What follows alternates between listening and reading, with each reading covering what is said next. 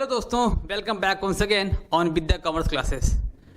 आज हम पीजीटी में कॉमर्स का जो सेक्शन होता है, जो आपकी वैकेंसी आई हुई है, कहाँ पर अभी फ़िलहाल दिल्ली में आई हुई है और यूपी में करंट में चल रही है और आपका राजस्थान में पीजीटी की जो वैकेंसी आई हुई फर्स्ट ग्रेड की वैकेंसी है, उसमें 340 सीट केवल कॉमर्स वालों के लिए है। 340 सीट कॉमर्स के लिए, ओनली कॉमर्स फर्स्ट ग्रेड में जो आया हुआ है। पहली बार ऐसा हुआ है किसी राज्य में 340 सीटों पर कॉमर्स में वैकेंसी आई हुई है। यूपी में आप सबको पता है 2022 में वैकेंसी आई थी, अभी तक उसका एग्ज़ाम हुआ नहीं, लेकिन एग्ज़ाम का डेट आया हुआ है 20-21 जून का। दिल्ली में वैकेंसी आई हुई है पीजीटी की, अभी उसका डेट नहीं आया है, लेकिन बहुत जल्द इस दिल्ली का एग्ज़ाम कंडक्ट होने वाला है, बहुत ही जल्द। यूपी का तो डेट आ गया है। और राजस्थान का जो है 23 जून, 20-21 यूपी, 23 जून राजस्थान फर्स्ट ग्रेड की वैकेंसी जो आई उसका एग्ज़ाम होने वाला है। और एनबीएस और केबीएस में बहुत ही जल्दी आपको टीजीटी और पीजीटी की वैकेंसी देखने को मिलेगी। टीजीटी और पीजीटी की वैकेंसी देखने को मिलेगी। और एक देखो, मैं भूल रहा हूँ भाई, एक और ईएमआरएस, आज के समय में सबसे ट्रेंड करने वाली वैकेंसी ईएमआरएस, जो अभी फिलहाल में एक वैकेंसी फाइनल करके दी है। प्रेजेंट में उसकी वैकेंसी आने के चांसेस 100% है, जो आपको फैब के अंत में और मार्च इन्हीं 2 महीनों में आपको ये मार्च की वैकेंसी देखने को जरूर मिलेगी, जिसमें आपका एक सेक्शन कॉमर्स, भाई कॉमर्स से जितने भी स्टूडेंट हैं उन सब का सिलेबस लगभग देखिए, KBS, NBS, Delhi, UP, Rajasthan, Bihar, कोई भी हो कॉमर्स में टीचर की वैकेंसी, लगभग सबका सिलेबस 80% सिलेबस सबका सेम है। 2-4 टॉपिक ऐसे होंगे जो कहीं पर होगा, कहीं पर नहीं होगा, लेकिन 80% सिलेबस लगभग सेम है आपके। तो उसमें से आज का टॉपिक जो सिलेबस है आपका, उसमें से आज का टॉपिक जो आपको केबीएस, एनबीएस, दिल्ली, यूपी और कहां पर, राजस्थान। देखो, ये जो टॉपिक है पीजीटी के अलावा टीजीटी में भी आपको आवश्यकता पड़ेगी, वहां पर भी ये आपको सिलेबस में दिखेगा जो टॉपिक हम यहां पर पढ़ेंगे। आज देखिए हम क्या पढ़ने वाले हैं। आज हम शुरू करने वाले हैं आपका कॉस्ट अकाउंटिंग। क्या शुरू करने वाले हैं भाई? हम शुरू करने वाले हैं कॉस्ट अकाउंटिंग। लो, पहले मैं यहां पर लिख दूं कॉस्ट अकाउंटिंग।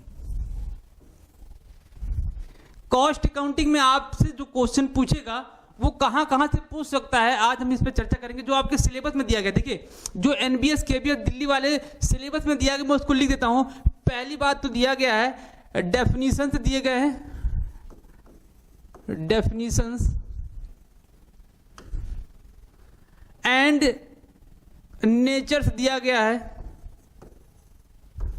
और आपका स्कोप दिया गया है। ये आपके दिए गए हैं प्रैक्टिकल, जो कॉस्ट अकाउंटिंग का डेफिनेशन, नेचर्स और स्कोप दिया गया है। दूसरा आपका देखो, दूसरा कहां से पूछेगा भाई? दूसरा आपका है कॉस्ट सीट और जॉब कॉस्टिंग। चौथा आपको मिलेगा बैच, कहीं पर भी नहीं है, कहीं पर भी बैच का जिक्र नहीं किया, किसी सिलेबस में आपको बैच नहीं मिलेगा, केवल जॉब मिलेगा। इसके बाद दिया गया प्रोसेस अकाउंटिंग, प्रोसेस कॉस्टिंग। और आपको मिलेगा, क्या मिलेगा भाई? मिलेगा कॉन्ट्रैक्ट।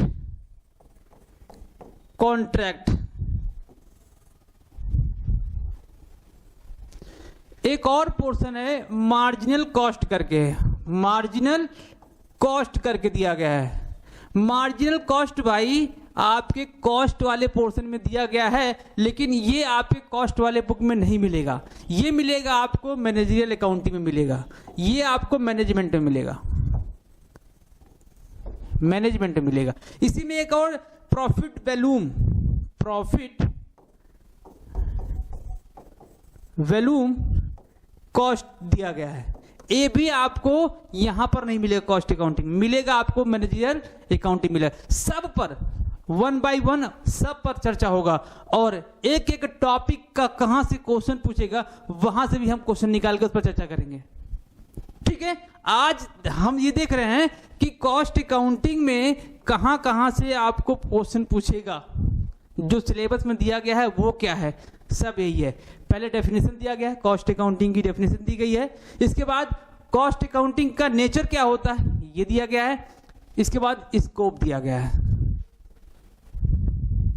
ठीक है, आज हम चर्चा करेंगे किस पर, आज हम देखेंगे स्कोप, डेफिनेशंस और नेचर पर चर्चा करेंगे, और एक एक पॉइंट को देखते हुए चलेंगे, और यकीन मानिए कि बड़ा मजा आएगा।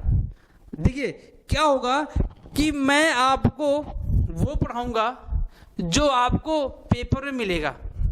एक एक पॉइंट ऐसा होगा कि हाँ आपको लगेगा यहां से क्वेश्चन बन सकता है, और बिल्कुल बनता है क्वेश्चन वहां से।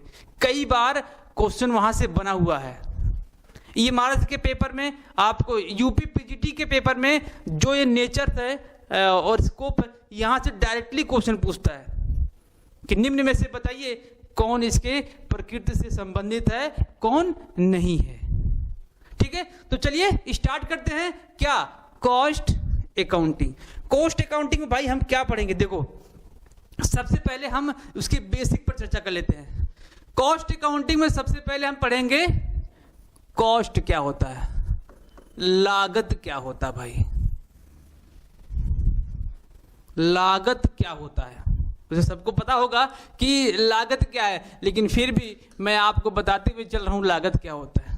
लागत का मतलब होता है कि हम जो वस्तु परचेज कर रहे हैं या उत्पाद कर रहे हैं, उसके बदले में हमने कितना सेक्रीफाइस किया, कितना हमने त्याग किया। जितना अमाउंट, जितना धनराशि हमने किसी वस्तु को प्राप्त करने के लिए, किसी वस्तु को बनाने के लिए दिया है, वो क्या कहलाता है आपका, कॉस्ट कहलाता है, और कुछ भी नहीं है।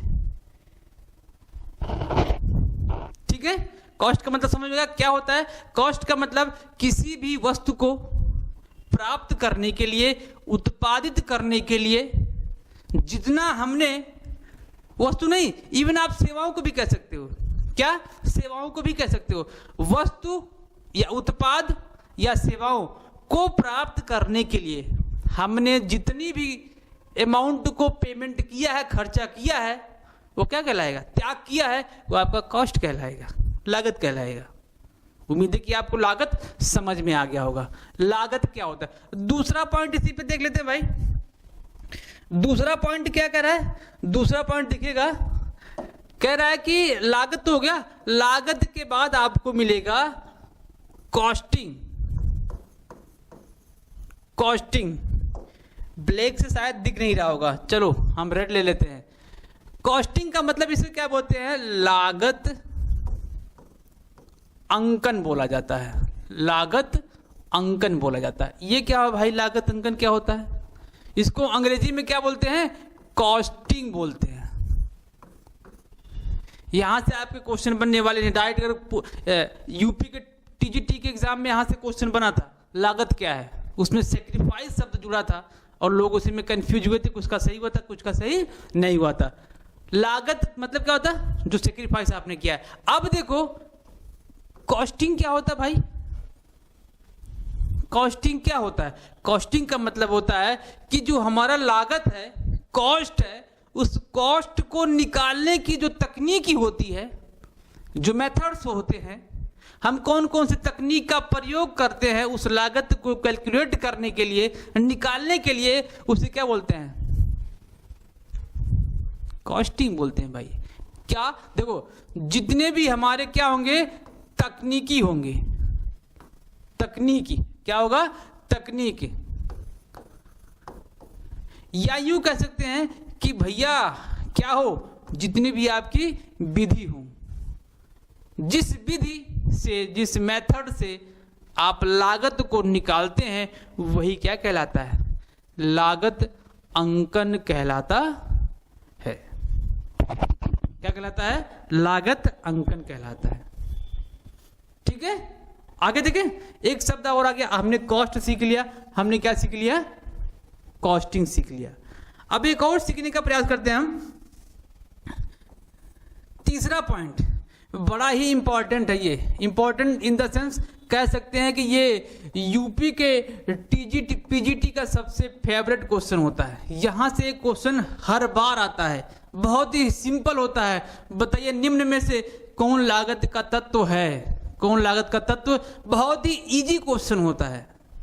देखते ही आप तुरंत उसको गोला कर दोगे, टिक मार दोगे, आंसर तुरंत आपका सही, खटाक क्या हो जाएगा। तकनीक पढ़ लिया हमने ना, अब हम पढ़ेंगे लागत के तत्व। भाई लागत के तत्व क्या है, बड़ा ही मैंने बोला ना कि बहुत ही इंपॉर्टेंट है आपका ये लागत का तत्व, भाई बड़ा ही इंपॉर्टेंट है। एलिमेंट्स ऑफ क्या, कॉस्ट। इसको भाई बार बार इंपॉर्टेंट मैं कह रहा हूं, इसका मतलब यहां से क्वेश्चन बनेगा। कैसे, लागत का तत्व क्या है, देखो लागत के तत्व में क्या शामिल किया गया, लागत के तत्व में 3 शामिल किया गया। पहला सामग्री, दूसरा श्रम और तीसरा व्यय। इससे ज्यादा आपका कुछ भी नहीं है, यही 3 है लागत के तत्व। भाई इसी 3 में से क्वेश्चन पूछ लेगा आपसे भाई कि बताओ कि निम्न में से लागत का तत्व कौन है। आराम से आप 3 में से, अगर आप 3 याद है तो आंसर खटाक, आंसर आपको तुरंत मिल जाएगा और तुरंत आप उसको गोला करके आगे बढ़ जाइएगा। और इसके अलावा यहां से क्वेश्चन कुछ भी नहीं पूछता है, कुछ भी नहीं पूछता क्वेश्चन, बस यही पूछता है कि लागत का तत्व कौन है कौन नहीं है, बस 3 है और कुछ भी नहीं है। 3 के अलावा आपको कुछ नहीं मिलेगा लागत के तत्व में। इसका हम पूरा डिटेल पढ़ेंगे आगे भी, अभी हम इसका पूरा डिटेल पढ़ेंगे। सामग्री क्या होता है, श्रम क्या होता है और व्यय क्या होता है। बस आप इतना याद करके चलिए कि एलिमेंट्स ऑफ कॉस्ट कितने होते हैं, 1 2 3, सामग्री श्रम और व्यय, सामग्री श्रम और व्यय, केवल 3, केवल 3। ठीक है, याद हो गया। चलो आगे बढ़ते हैं। अब हम देखते हैं क्या भाई, देखते हैं कि जो आपके सिलेबस में दिया गया है क्या, लागत के क्षेत्र, scope of accounting, cost accounting, scope of cost accounting क्या है। देखो सबसे पहले क्या कह रहा है, लागत का क्षेत्र सबसे पहले कह रहा है कि लागत का वर्गीकरण करना। क्या कर देना भाई, जितने भी मैंने 3 तत्व पढ़ाए ना आपको, श्रम, सामग्री और व्यय, सबको क्या कर देना, वर्गीकरण कर देना, क्लासिफिकेशन करना। किसके हिसाब से क्लासिफिकेशन करना भाई, किसके हिसाब से क्लासिफिकेशन करना है, उसके नेचर के हिसाब से उसको क्लासिफाई कर दो, उसकी प्रकृति के हिसाब से उसको क्लासिफाई कर दो, उसकी योग्यता के आधार पर उसको क्या कर दो, क्लासिफाई कर दो। उसका यूज क्या है, उसके सहायक क्या है, उसके अकॉर्डिंग लागत का वर्गीकरण किया जाता है। ठीक है, अगला कह रहा है लागत का अंकन करना। आपने जितने भी एक्सपेंस था, जितने भी लागत था, उसको आपने क्लासिफाई कर दिया उसके नेचर के हिसाब से। नेचर का मतलब कौन डायरेक्ट है, कौन इनडायरेक्ट है, कौन सामग्री में कौन वस्तु के मूल्य में जुड़ेगा, कौन नहीं जुड़ेगा, कौन नेचर का किस वाले में जाना है, उस सबको क्लासिफाई करने के बाद हम क्या करेंगे, अब उसका करेंगे अवलेखन। अवलेखन का मतलब अब हम करेंगे रिकॉर्डिंग। हमने क्लासिफाई कर दिया, डायरेक्ट इनडायरेक्ट में हमने उसको बांट दिया, अब करेंगे उसका लेखा, रिकॉर्ड करेंगे कि कौन सी खाता बही में किस एक्सपेंस को, किस लागत को दिखाना है, वो लागत अभिलेखन कहलाता है। ठीक है, लागत अभिलेखन रिकॉर्ड कर लिया, हमने क्लासिफाई कर लिया, हमने रिकॉर्ड कर लिया। अब आ जाओ लागत का विभाजन करो भाई, कॉस्ट एलोकेशन करो। किसके हिसाब से कॉस्ट एलोकेशन होता है भाई? केंद्र के हिसाब से, केंद्र के हिसाब से या फिर इकाई के हिसाब से। लागत का बंटवारा कर दो किसके हिसाब से? केंद्र और इकाई के आधार पर क्या कर दो भाई? लागत का बंटवारा कर दिया था। एलोकेशन, विभाजन, बांट दो, वर्गीकृत कर लो, अभिलेखन कर लो, रिकॉर्ड कर लो, इसके बाद क्या कर लो? विभाजन कर लो। ठीक है, अब आ जाओ लागत का निर्धारण करना भाई मेरे। क्या करना है? लागत का निर्धारण करना है। अब किसके हिसाब से? लागत का निर्धारण कैसे होगा मेरे भाई? लागत का निर्धारण होगा कि उत्पादों और सेवाओं, उत्पादों और सेवाओं किसमें? किसी उपक्रम में। उपक्रम मतलब कोई संस्था होगा, कोई इंस्टीट्यूट होगा, कोई कारखाना होगा, कोई उद्योग होगा। उस उपक्रम में क्या करेंगे? उसके उत्पादों एवं सेवाओं को क्या करना है? सेवाओं को, उत्पादों एवं सेवाओं को, उत्पादों एवं सेवा, उत्पादों और सेवा। ठीक है,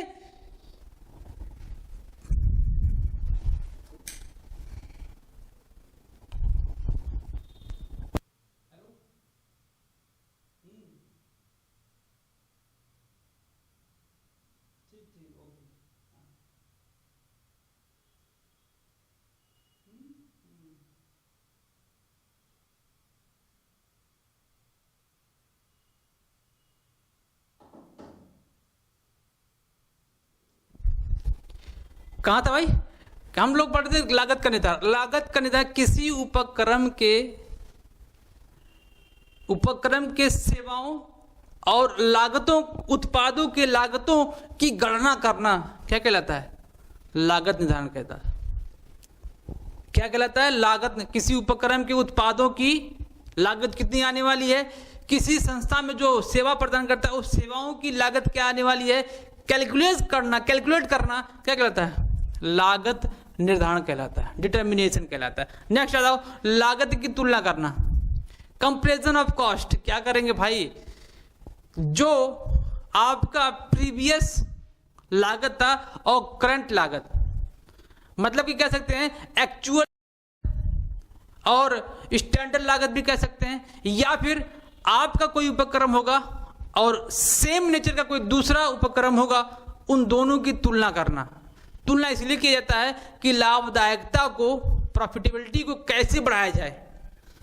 अगर आपका जो व्यवसाय है, जो आपका उपक्रम है, उस उपक्रम में आप प्रॉफिट ज्यादा नहीं कमा पा रहे हैं कंपेयर टू अदर उपक्रम सेम नेचर, तो आप क्या करेंगे? उस उपक्रम के लागतों का निर्धारण कैसे किया गया है, टेक्निक क्या है, उसकी लागत कम कैसे आई है, सेम कंपेयर करके आप अपने उपक्रम में प्रॉफिट को गेन कर सकते हैं, प्रॉफिट को बढ़ा सकते हैं। प्रॉफिट गेन करने का मतलब ये बिल्कुल भी नहीं है कि गुणवत्ता के साथ समझौता किया जाए, नहीं, गुणवत्ता के साथ समझौता नहीं किया जाना है।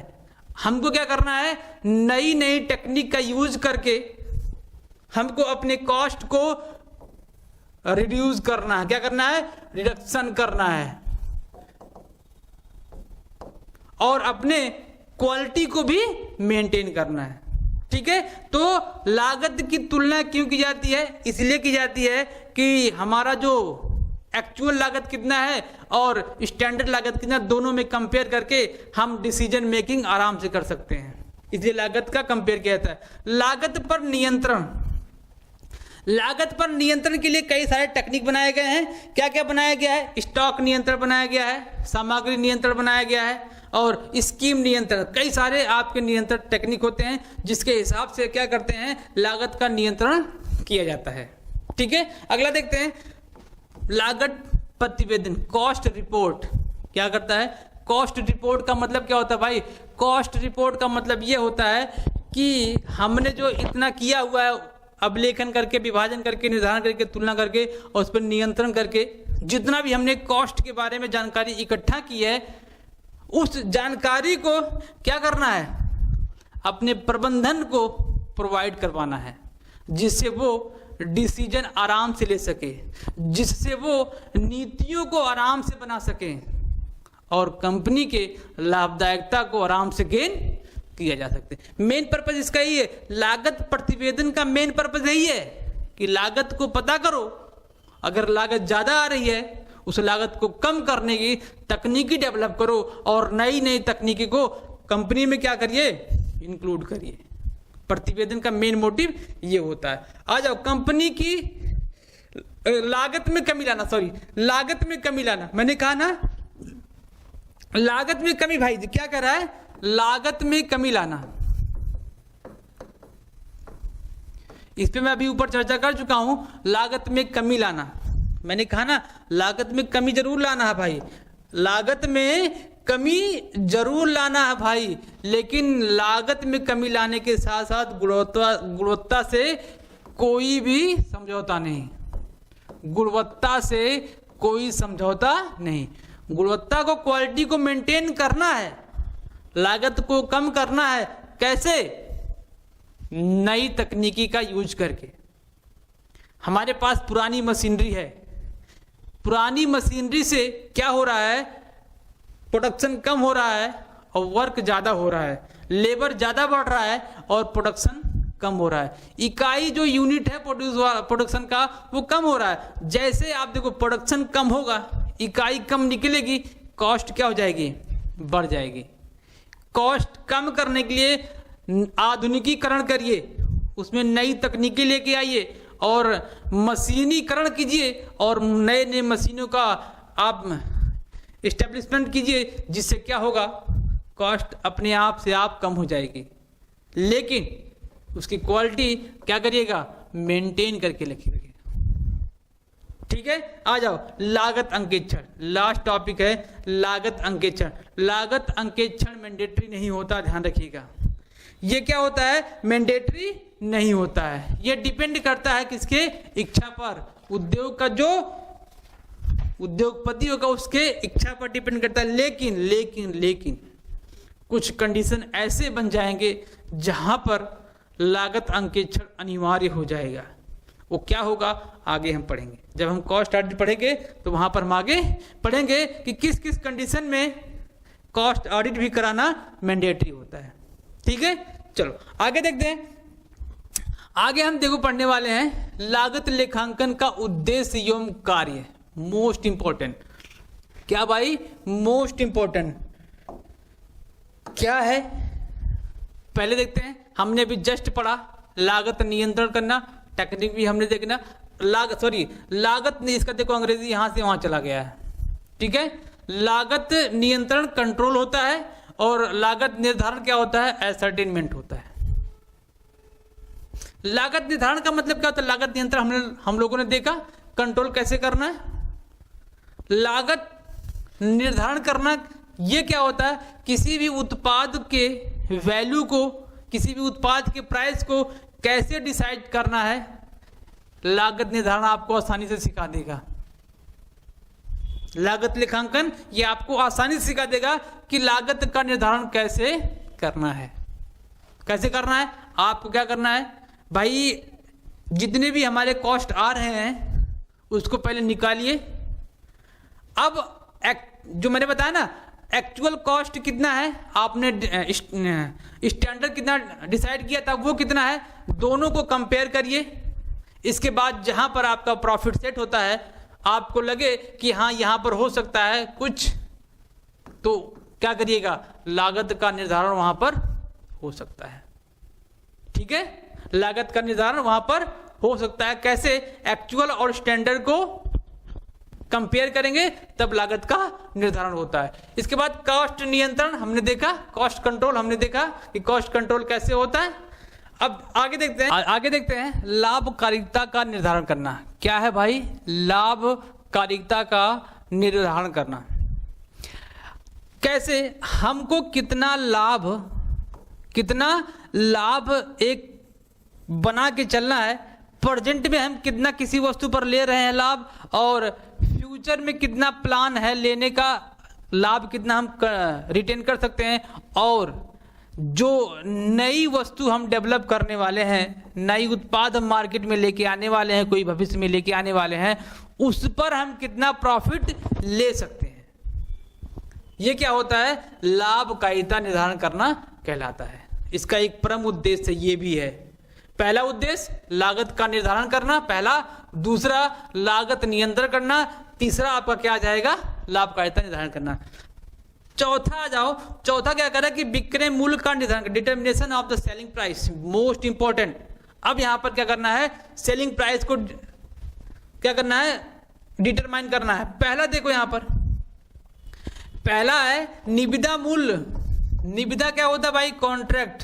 क्या होता है, निविदा मूल्य को ज्ञात करने के लिए सबसे पहले क्या करना पड़ेगा, अनुमानित कोई मूल्य रखना पड़ेगा।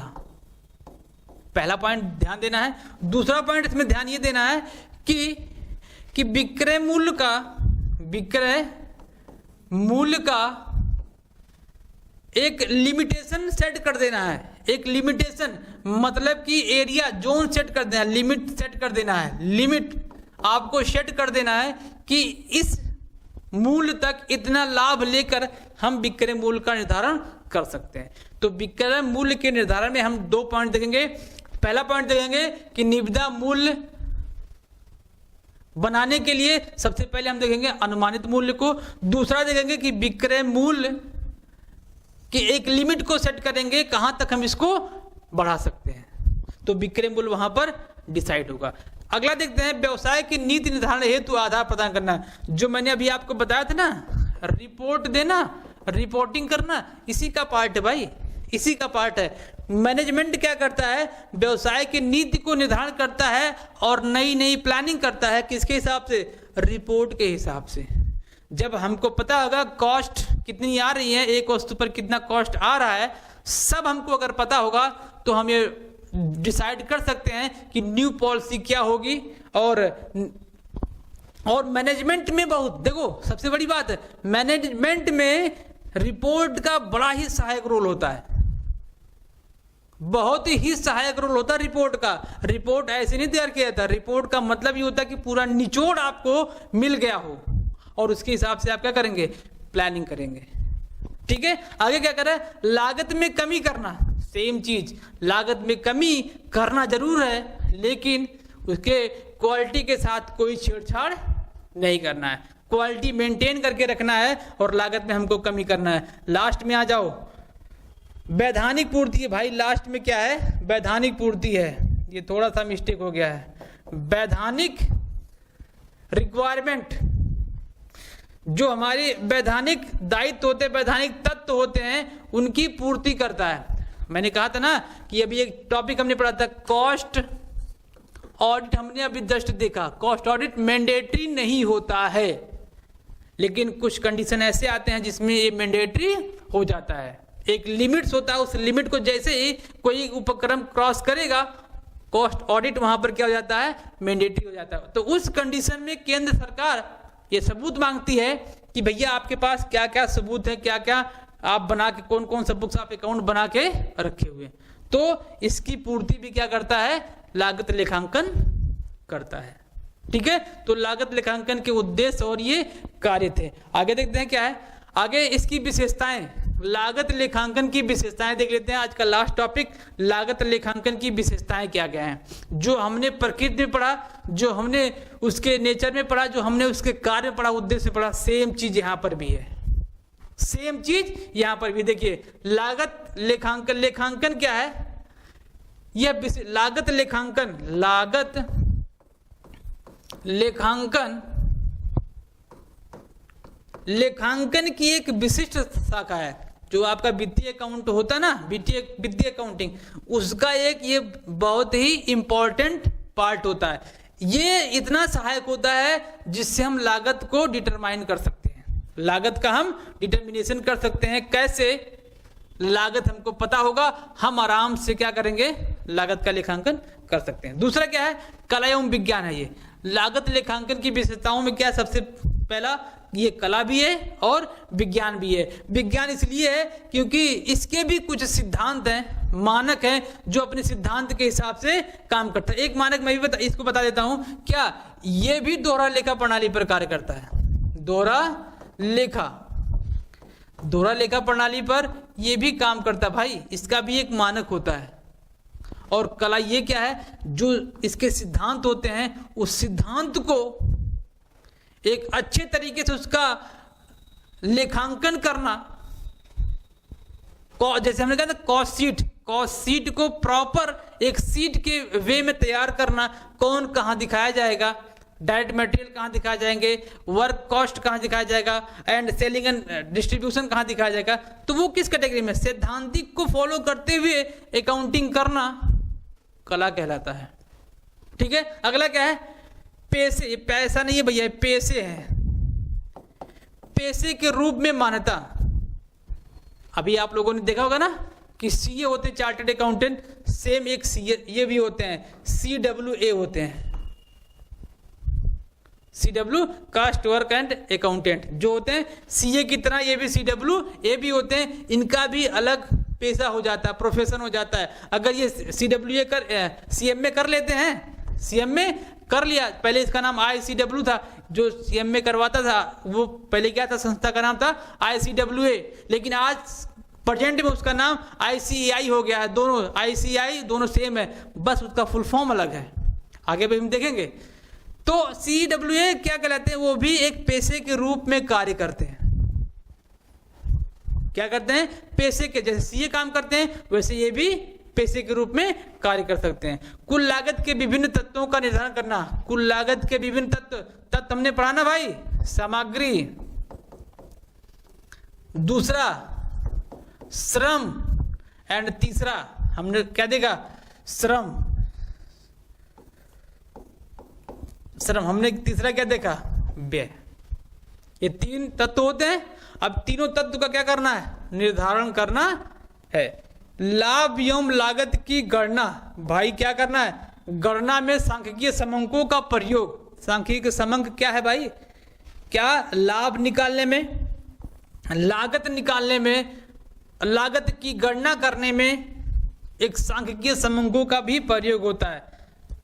हम जो कॉस्ट शीट अपना तैयार करते हैं, प्रोसेस अकाउंटिंग तैयार करते हैं, जॉब एंड बैच तैयार करते हैं, और कॉन्ट्रैक्ट अकाउंट जो बनाते हैं, वो सब क्या होते हैं, हमारे डेटा के बेस पे ही तो होते हैं। वो जो समंक होते हैं, डेटा होते हैं, उसी के सहयोग से हम लाभ निकाल सकते हैं, उसी के सहयोग से हम क्या निकाल सकते हैं, लागत निकाल सकते हैं। लास्ट में देखिएगा प्रबंधन में सहायक। प्रबंधन में सहायक कैसे, रिपोर्टिंग करना मेरे भाई। रिपोर्ट अगर आपको सही मिल रहा है तो प्रबंध में ये बहुत ही ज्यादा हेल्पफुल होगा। तो ये आज की पहली क्लास थी जिसमें हम लोगों ने लागत लेखांकन का थोड़ा सा पार्ट देखा, जहां से क्वेश्चन बनेगा जरूर 100%। एक क्लास में से आपको एक क्वेश्चन 100% मिलेगा। मैं बता दूं कहां से भी क्वेश्चन मिलेगा, इसके नेचर से मिलेगा क्वेश्चन और लागत के तत्व से क्वेश्चन मिलेगा। 2 जगह से क्वेश्चन हमेशा पूछता है, और अब की बार भी आपके एग्जाम में यहां से क्वेश्चन 110% पूछेगा ही पूछेगा। ठीक है, तो आज क्लास में इतना रखते हैं, मिलते हैं नेक्स्ट क्लास में एक कॉस्ट अकाउंटिंग के नए टॉपिक के साथ। ठीक है, तब तक पढ़ते रहिए और चैनल को सब्सक्राइब कर लीजिए अगर आप चैनल पर नए हैं तो, और वीडियो को शेयर और वीडियो को लाइक जरूर करिएगा। कमेंट बॉक्स में राधे राधे जरूर लिखिएगा। ठीक है, सभी को राधे राधे।